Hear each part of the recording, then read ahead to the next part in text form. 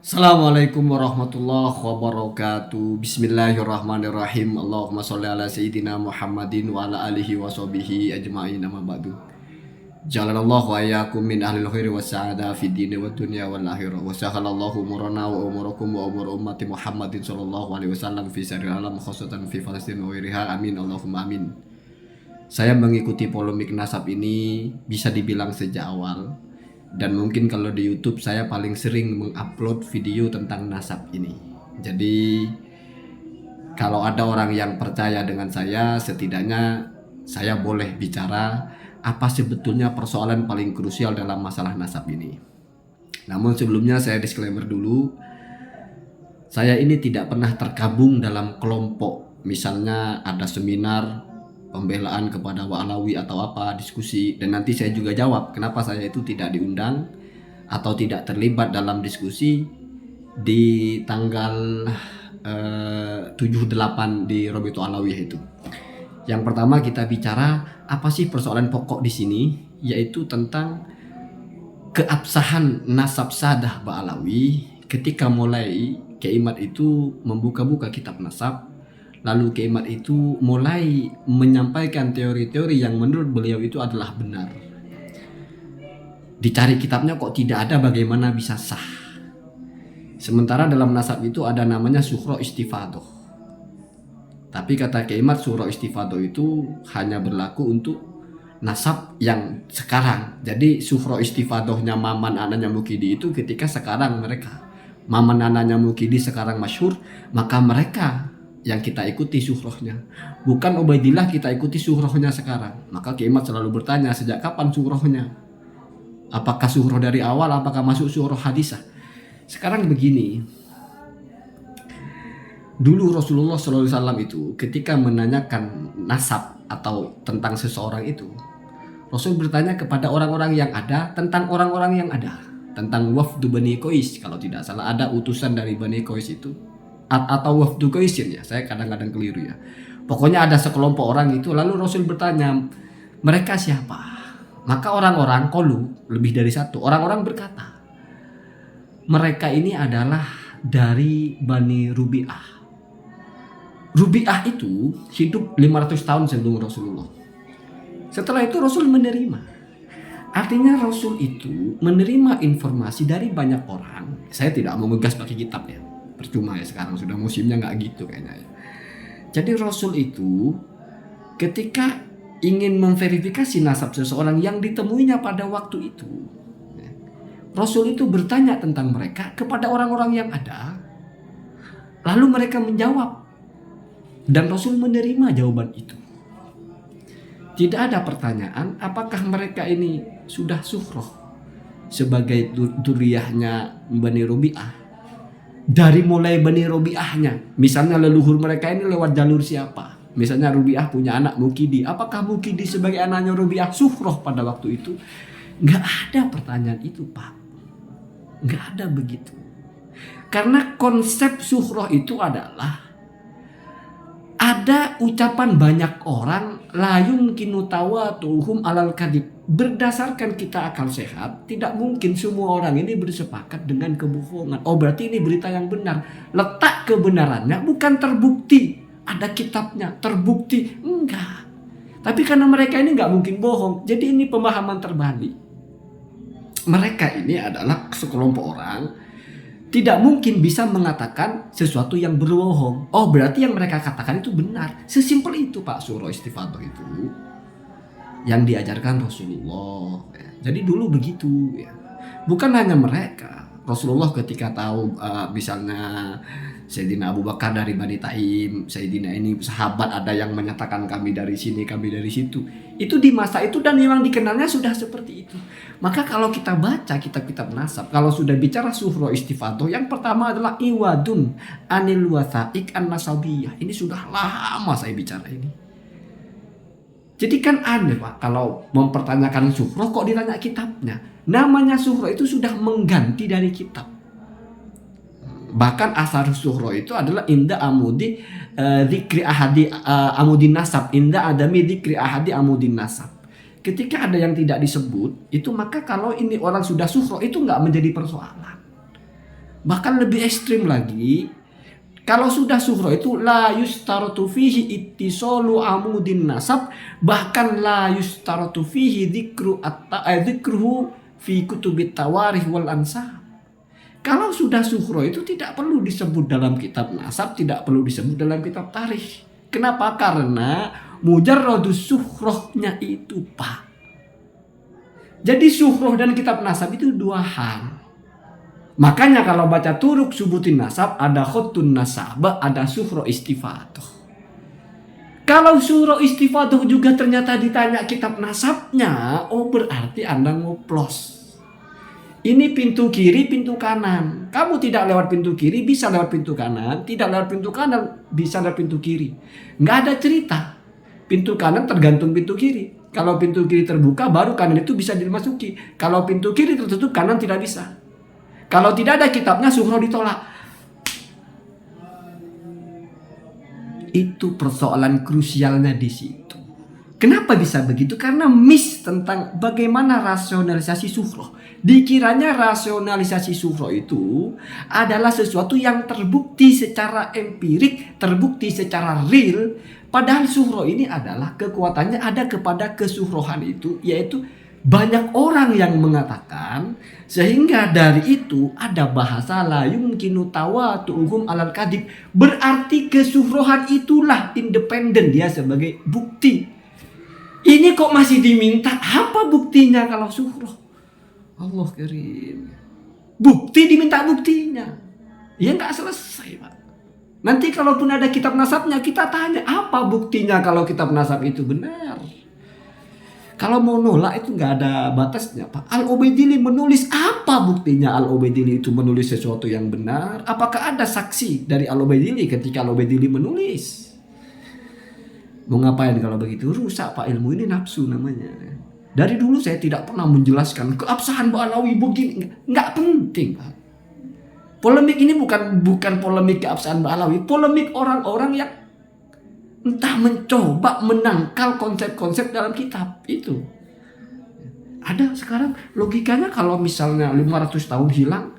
500 tahun hilang itu kan sepengetahuan Kiamat karena nggak nemu kitabnya. Padahal ini dibicarakan secara turun-temurun.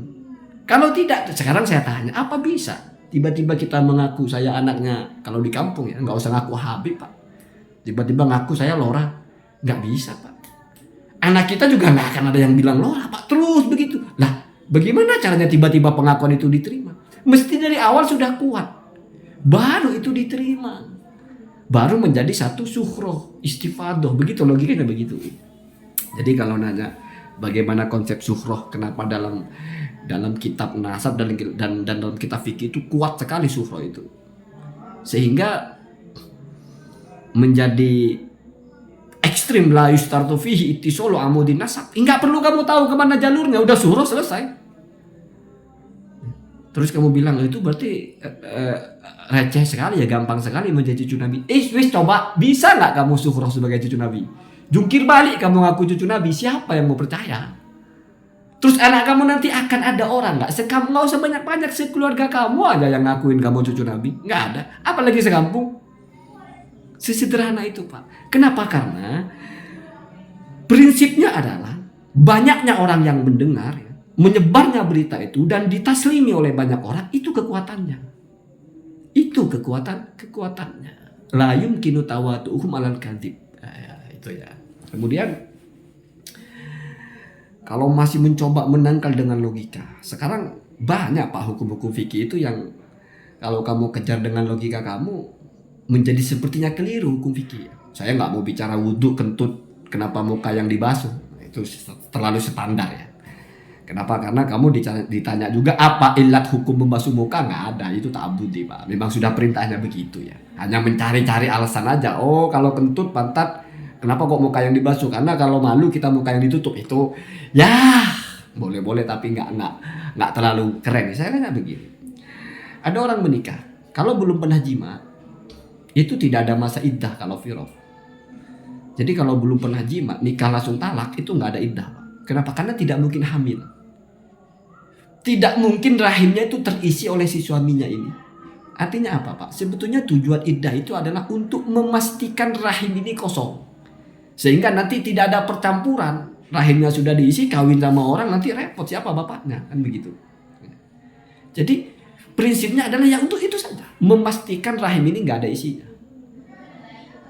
Kalau sudah pernah jima, maka 3 bulan apa ya? 3 kali sucian ya, atau 3 kali haid ya. Salah satu guru itu ada yang memaknai 3 kali suci, 3 kali haid. Ya, hitung-hitungannya bisa mirip.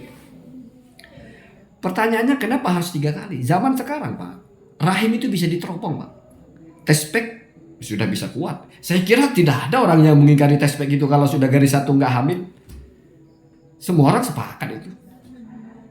Kalau ada orang yang saya tidak percaya walaupun garis 1 itu bisa jadi hamil, itu kayaknya dianggap wah ini sudah nggak menghormati ilmu pengetahuan. Itu ilmu pengetahuan Pak. Di tes kencingnya aja udah ketahuan apa kandungannya sehingga di situ ada pembuahan atau tidak. Yang lebih canggih lagi diteropong Pak. USG. Kenapa harus 3 bulan? Kalau hanya untuk memastikan nggak ada isinya. Cukuplah teropong itu udah bersih kok nggak ada apa-apanya di situ. Kita belajar mati-matian tentang biologi, apa cirinya rahim yang terbuahi, apa cirinya terjadi pembuahan di situ. Ini semuanya udah sepakat seluruh dokter dia nggak hamil. Apa lalu boleh 1 bulan dia nikah? Nggak boleh Pak, tetap nunggu 3 bulan. Bayangkan kita secara akal sudah tahu pasti itu dia tidak ada janinnya, tapi ngapain kita masih nunggu 3 bulan? Kayak goblok nunggu sesuatu yang sudah pasti. Berarti kita goblok semua berpikir itu. Ini sederhana, sederhana sekali. Satu, yang kedua begini. Misalnya ada orang menikah. Orang launakah hamilan bahasanya itu. Laki-laki menikahi perempuan yang sudah hamil Pak. Masih bisa anak itu ada menjadi anak suaminya secara sah, bukan anak zina. Artinya muntasib kepada suaminya. Setidaknya kalau mulai dari pertama kali suami itu memuncratkan melakukan pembuahan gitu, jima ya, setelah akad itu, mulai dari pertama kali dia memasukkan sel telurnya itu sampai lebih dari 6 bulan atau paling sedikit 6 bulan anak itu lahir, itu masih anak bapaknya, bukan anak zina. Mau yang menikahi itu yang sudah berhubungan badan sebelumnya atau orang lain. Ini Pak sudah diusut, yang sudah dibahas di Mesir.